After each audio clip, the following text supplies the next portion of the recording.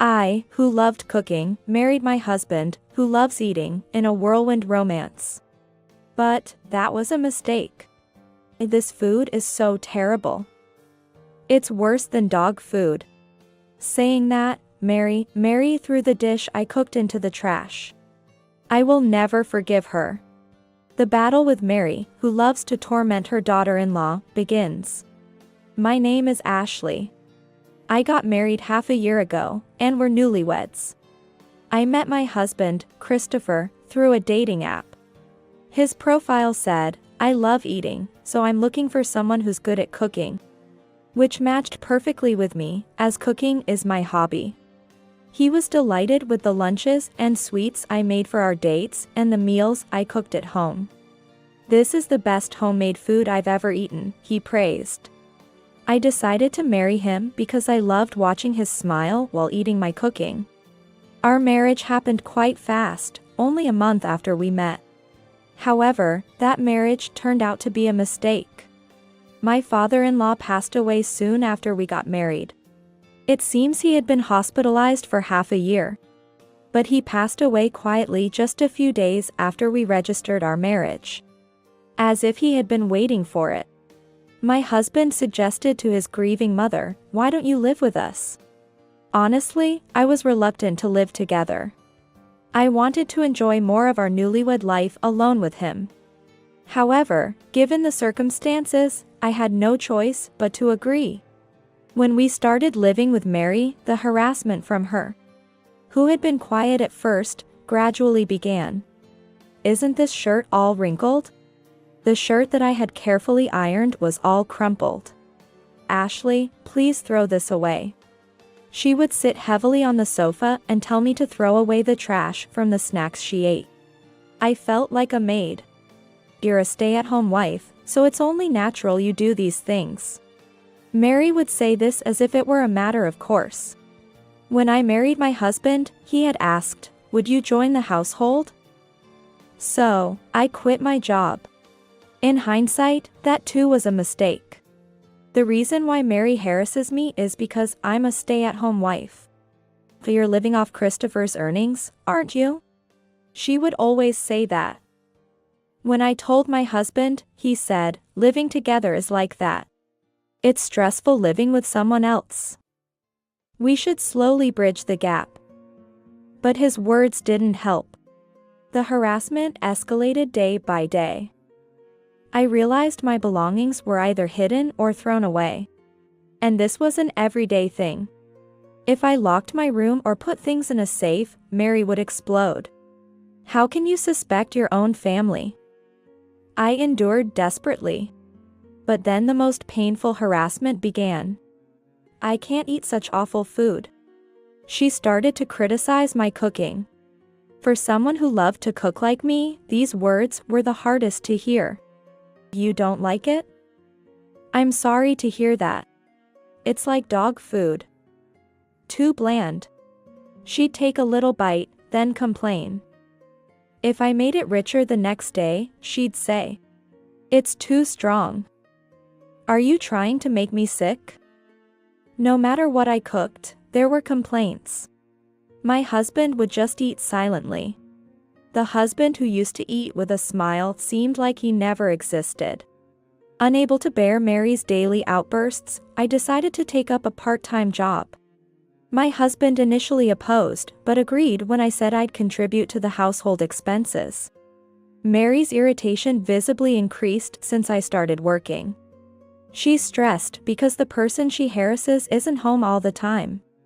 Sometimes, she'd wait at the entrance just to scold me when I got home. At work, I'm told, you learn fast, which helps a lot. I'm regaining the confidence I lost at home. The job is fun, and I've adapted to this new environment. Now, my part-time job is my only solace. But, coming home means facing Mary's harassment. It's dreadful to return, but it's still better than being with her 24 hours a day. One day, Mary had plans to go out. It was our wedding anniversary, and I had the day off from work. I cooked enthusiastically for the anniversary. When my husband came home, he said, looks delicious. He was happy with my cooking for the first time in a while. We toasted and ate together. We hadn't had such a moment since moving in with Mary. But this happy time was short-lived. She came back earlier than planned. "Mary, you're back early." Had a bit of trouble. She seemed in a bad mood and glared at me upon seeing the lavish meal. "You prepared such a meal because I'm not here." She tasted a bit and then, in anger, said, "This food is terrible. Worse than dog food," and threw it in the trash. "Mary, how can you do this?" I trembled with anger. I had endured everything until now, but throwing away someone's cooking. She continued, watching Christopher eat such bad food. My husband, looking guilty, mumbled, "Well, it looks good, but..." Ashley thought, he won't side with me in front of his mother." I was filled with tears, but angrier about the disrespect to my cooking. Ashley thought unforgivable. I couldn't sleep that night from being too angry. I thought, I can't take it anymore. I'll definitely get back at them. In the morning, when my husband woke up, the first thing he said was, "Hey, where's my breakfast?" I smiled and said, "I couldn't possibly serve Mary's precious son food that's worse than dog food." Then Mary woke up and shouted, "What do you mean? There's no breakfast for my son." This was all as expected. "I'm sorry for serving you food like dog food until now. I won't make it anymore." Saying that, I only brought my own food to the table. "Eh? What do you mean?" "What do I mean? Your mother said yesterday that it was bad for you. You thought the same, since you didn't say anything last night, right?" My husband had nothing to say. "From now on, I won't cook for you too." After saying that, I quickly finished eating and hurried off to work. I could hear Mary yelling behind me, but I didn't care. I came home later than usual, having eaten at a restaurant nearby. As soon as I got home, Mary confronted me, "You're late." What were you doing? What was I doing? If I'm not cooking, I can come home whenever I want. I've done the laundry and cleaning. She looked baffled. "Ha! You mean you're not cooking dinner either?" She was furious. "I said it in the morning, didn't I? If it's going to be thrown away, I won't cook it in the first place." Wait a minute. I haven't eaten anything. It wasn't me who threw the food away. It was Mom. I always eat your cooking, don't I? My husband was angry along with Mary, but it didn't affect me. As I was about to go to my room, Mary said, "Wait a minute." "What is it?" Mary had a mischievous grin, as if she had thought of something clever. "If you're not going to cook, that's fine. Your cooking is worse than dog food anyway. But if you're only cooking for yourself, you should pay for your own food expenses. You're living off Christopher's money, after all. You should also pay back all the food expenses so far." She spoke arrogantly, breathing heavily through her nose. I took a deep breath and continued. "Mary, I have been paying for the food expenses all along." "Eh?" She looked surprised. Since I started my part-time job, I discussed it with Christopher. We decided that I would pay for the food expenses from my part-time income. I heard that Christopher needed money for something else. Looking at my husband, he started to make excuses in a panic. "But Mom said she didn't have enough money. She said it's hard living on a pension and asked for a little spending money. I don't know how much you give to your mother, but because of that, we've been struggling to live on just your salary. That's why I decided to work part-time." Mary shouted, her ears turning red. "Then what about the food expenses until now? Pay back the food expenses from before you started your part-time job." Her childish and unreasonable statement made me respond calmly. "I may be a part-timer, but I haven't spent my salary on myself at all. Lately, I've been paying not only for the food expenses but also for most of our living expenses.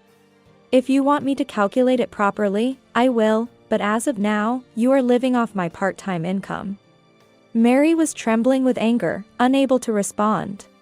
"Mary, you seem to enjoy dining out every day. Why don't you cut back on that? Can't you manage your pension? And if you don't need lunch or dinner because you've eaten out, please let me know in advance. It's a waste if you don't eat what I've cooked and it gets thrown away." "How do you know that? You always say to sort the trash properly. But you never do, so I always end up doing it. You shouldn't throw away receipts, coupons, and plastic waste from various restaurants together." I smiled back at her. "And the one who should be making demands is me." Seeing my serious face, both of them looked bewildered. "I was late coming back today because I went to get this." I held out a divorce paper. "What? Divorce? Wait a minute. You think you can get a divorce just because you're a part-timer? And what do you mean by demands? Are you trying to get a property division after you brought up the divorce?" she said, her face contorted. "Yes, property division. I have recorded all the harassment from you, Mary. I also visited a lawyer today. It seems I can get a good deal out of this." Mary's face turned pale. My husband started to make excuses in a panic. "Hey. You're kidding about the divorce, right? Please reconsider. I couldn't side with you because I was caught between you two.